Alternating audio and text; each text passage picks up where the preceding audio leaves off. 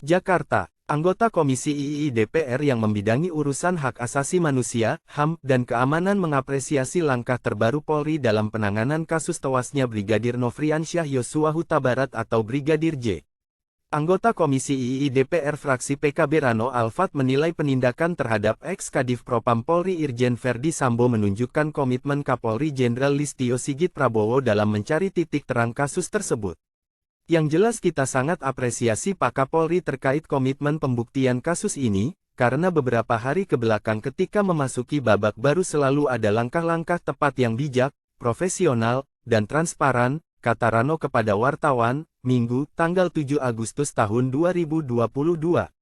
Dengan langkah-langkah yang diambil Polri tersebut, Rano memandang publik dapat melihat proses Polri dalam menangani kasus penembakan terhadap Brigadir J.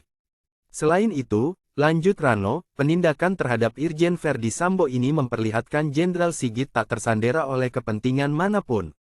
Sehingga masyarakat bisa menilai sendiri bahwa penanganan kasus Brigadir J selama ini dilakukan dengan pembuktian ilmiah dan menganut asas equality before the law. Ini menunjukkan bahwa Pak Kapolri tidak pernah tersandera oleh kepentingan manapun, kontrari dari spekulasi yang beredar, ujar legislator Dapil Banten 3 itu. Anggota Komisi II DPR fraksi PPP Arsul Sani juga mendukung langkah Jenderal Sigit yang mengusut 25 personel melakukan pelanggaran etik dalam penanganan perkara kematian Brigadir J. Termasuk terhadap ex-Kadif Propam Polri Irjen Verdi Sambo yang dimutasi ke Patian Mapolri.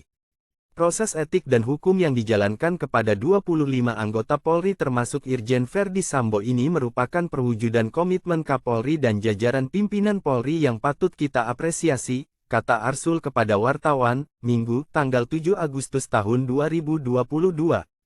Arsul meminta semua pihak mengawal proses penanganan hukum yang dilakukan Polri. Dia berharap atensi publik yang begitu besar mendorong Jenderal Sigit beserta jajaran segera menuntaskan kasus ini.